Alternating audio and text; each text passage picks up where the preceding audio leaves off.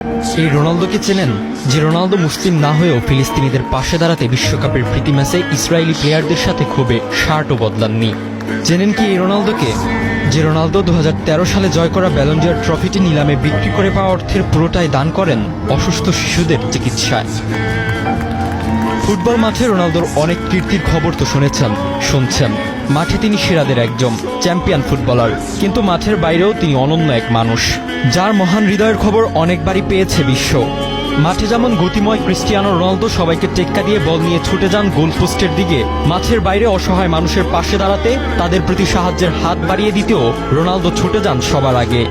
জানাবো Portuguese superstar রোনালদোর বিভিন্ন কল্যাণমূলক কাজের খবর, যা পরিচয় করিয়ে দেয় মাঠের বাইরের ভিন্ন এক তারকাকে। করোনা ভাইরাস পরিস্থিতিতে 2020 সালের শুরুর দিকে থমকে গিয়েছিল বিশ্ব ক্রীড়াঙ্গন। খেলা বন্ধ থাকায় খেলোয়াড়রাও অনেক আর্থিক ক্ষতির সম্মুখীন হয়েছেন। তবুও সে সময় ক্রিস্টিয়ানো রোনালদো জুভেন্টাসে তার সতীর্থদের উৎসাহ দিয়েছেন ক্লাবের ক্ষতি পুষিয়ে নিতে, বেতনে ছাড় দিতে। মার্চ থেকে জুন এই 4 মাসে শুধু রোনালদো একাই বেতনে ছাড় দিয়েছেন $5 মিলিয়ন বেশি।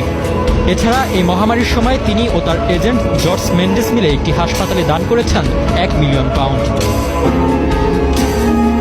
মাঝে মধ্যেই রক্তদান করেন এই পর্তুগিজ তারকা, যে কারণে তিনি শরীরে ট্যাটু আঁকেন না।